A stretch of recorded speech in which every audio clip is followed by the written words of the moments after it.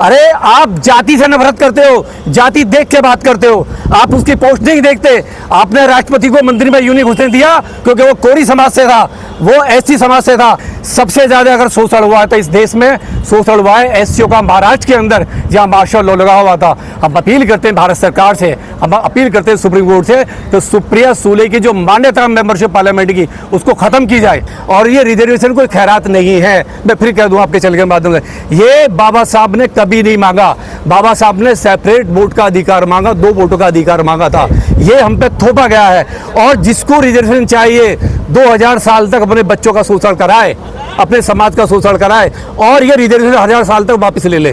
हमारा समाज देने को तैयार। ये मराठा है, मतलब जनरल में से आते हैं, और ये आज फाइट कर रहे हैं महाराष्ट्र के अंदर कि इनको ओबीसी में ले आए, इनको रिजर्वेशन चाहिए। तो सबसे पहले हम उसकी घोर निंदा करते हैं, और जितने भी इंडिया गठबंधन के घटक हैं हम उनकी घोर निंदा करते हैं, क्योंकि 2 दिन से हम देख रहे हैं एक भी घटक दल अभी तक उसके खिलाफ कोई बोला नहीं है। इसका मतलब सीधा सीधा है कि राहुल गांधी और जितने भी लोग हैं जो बैठे हुए हैं, अखिलेश यादव जैसे लोग, उसकी मानसिकता को और आगे बढ़ा रहे हैं। हम उसका विरोध करते हैं। और ऐसी लेडीज जो स्वयं, अगर बाबा साहब हिंदू कोड बिल नहीं लेके आते तो आज ये महिला पिछले 2006 से जो पार्लियामेंट में बैठी हुई है और बाबा साहब के संविधान की वजह से बैठी हुई है, आज वो संविधान का विरोध कर रही है, बाबा साहब के रिजर्वेशन का विरोध कर रही है।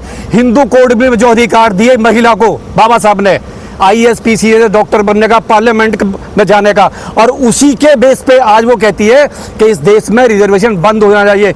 हम भी कहते हैं बंद हो जाना चाहिए, कर दो बंद, लेकिन पहले अपने बच्चों को घास खिलवाओ, अपने बच्चों को जो घोड़ी से उतरवाओ।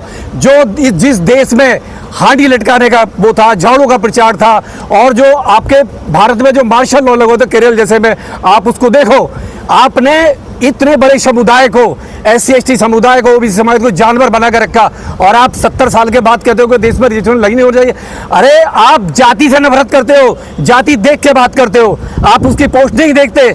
आपने राष्ट्रपति को मंदिर में यूं नहीं घुसने दिया क्योंकि वो कोरी समाज से था, वो SC समाज से था।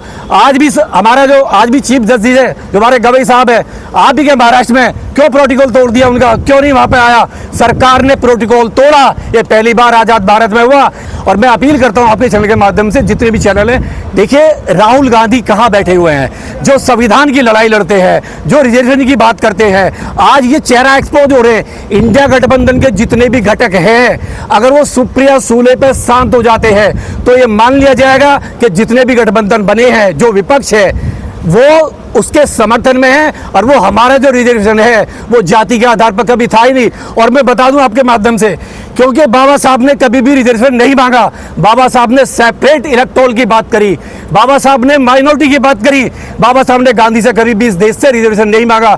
रिजर्वेशन थोपा गया हमारे ऊपर, हमें सेपरेट जो हमारे 2 वोटों का अधिकार था वो छीना गया, और छीनने वाले कौन थे?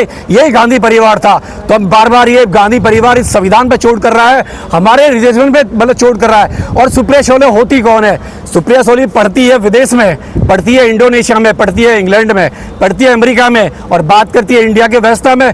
सबसे ज्यादा अगर शोषण हुआ था इस देश में, शोषण हुआ है SCO का महाराष्ट्र के अंदर, जहां मार्शल लॉ लगा हुआ था। हम अपील करते हैं भारत सरकार से, हम अपील करते हैं सुप्रीम कोर्ट से, तो सुप्रिया सूले की जो मान्यता मेंबरशिप पार्लियामेंट की उसको खत्म की जाए।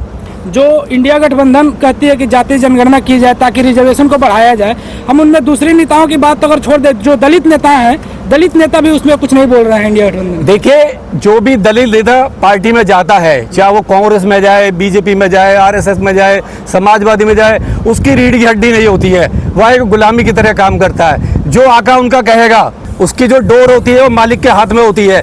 जितना कब खींचना है, कब ढील देनी है, वो नेता तय करता है, उसका मालिक तय करता है। इनकी औकात नहीं है, ये कभी नहीं बोलेंगे। जब रिजर्वेशन पे हमला हुआ, संविधान पे हमला हुआ, और जब कांग्रेस का या कोई भी गठबंधन का हमला करता है तो साइलेंस हो जाते हैं। एक भी आदमी जो इन पार्टियों में है, अठावले से लेके जितने भी हैं पार्टियों में, ये इनका मुंह नहीं खुलता है, क्योंकि ये एक वहां पे गुलामीगिरी निभा रहे होते हैं, और ये पूरी व्यवस्था पे चोट करते हैं। और हम अपील करते हैं ऐसे लोगों को एक्सपोज करो। और ये नेता नहीं है, ये परिवारवाद इस देश में फैला रहे हैं। कांग्रेस के एक नेता है प्रोफेसर रतन लाल, उन्होंने बोला कि संविधान और बहुजन समाज में जब चुनने की बात आई तो हम संविधान बचाने गए, लेकिन यह बात तो संविधान विरोधी है, फिर भी वो नहीं बोल रहे हैं। राहुल गांधी ने उसका वेलकम करा और ये जितने सारे इंटेलेक्चुअल लोग थे किसी ने उसका विरोध नहीं करा, सारे साइलेंस थे।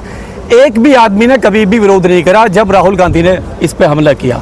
और हमला है ही नहीं किया, लागू करा दिया। तेलंगाना में लागू है, जहाँ जहाँ कांग्रेस की सरकार है वहाँ रिजर्वेशन का जो वर्गीकरण है जो बाबा साहब ने कभी नहीं करा।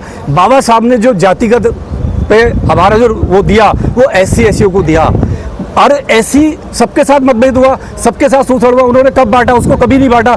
उन्होंने ये कभी नहीं कहा कि जाटों को मिलेगा, वाल्मीकि को मिलेगा, जो पारसी को मिलेगा, धोबी को मिलेगा, नहीं। उन्होंने कहा जो पढ़ेगा, इन कास्टों में 106 जो कास्ट है, जो पढ़ेगा वो आगे जाएगा। लेकिन जिसने पढ़ाई नहीं, जो घुमंतु जाती है, जो मूसर जाती है, बहुत सारी जाती है, उनके लिए आपने क्या योजनाएं लेकर आए? 70 साल आपने शासन किया, आज भी वो रोड पे बैठा हुआ घुमंतु, आज भी देश के अंदर। जिम्मेदारी आपकी थी, आपने उसको पढ़ने का अधिकार नहीं दिया। लेकिन जो जाटव है, जो आपका मीना है, उसने बाबा साहब का रास्ता चुना, उसने रास्ता चुना भगवान बुद्ध का, उसने पेरियार का रास्ता चुना, जितने महापुरुष हैं उन्होंने उसका रास्ता चुना। उस रास्ते पे चलने के बाद में उसे नौकरियां मिली। और ये रिजर्वेशन कोई खैरात नहीं है, मैं फिर कह दूं आपके चलने के माध्यम से, ये बाबा साहब ने कभी नहीं मांगा। बाबा साहब ने सेपरेट वोट का अधिकार मांगा, 2 वोटों का अधिकार मांगा था। ये हम पे थोपा गया है। और जिसको रिजर्वेशन चाहिए 2000 साल तक अपने बच्चों का शोषण कराए, अपने समाज का शोषण कराए और ये रिजर्वेशन 1000 साल तक वापस ले ले, हमारा समाज देने को तैयार है। जिस तरह से संविधान विरोधी भाषा बोली जा रही है, बिहार इलेक्शन में इसका प्रभाव क्या देखते हैं? संविधान विरोधी भाषा बोलने वाले चंद लोग हमेशा बोलते रहेंगे। बिहार इलेक्शन में देखिए क्या है, सारे मुद्दों को दबाने के लिए ये संविधान विरोधी भाषा बोली जाती है। बिहार में बेरोजगारी है, बिहार में महिला का ठीक है बहुत बड़ा वो है, बिहार में रोजगार नहीं है, बिहार में किसान परेशान है, शिक्षा बिल्कुल भी नहीं है, युवा रोड पे घूम रहा है। सारे मुद्दों को दबाने, स्वास्थ्य का लेवल बहुत डाउन है।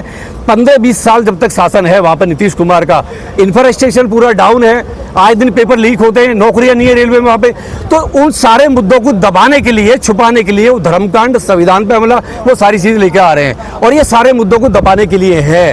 तो ये मुद्दे नादब हैं, आपके चैनल हैं, सोशल मीडिया है, इन मुद्दों को दिखाए, क्योंकि जब तक ये मुद्दे रहेंगे ये लोग डाउन रहेंगे।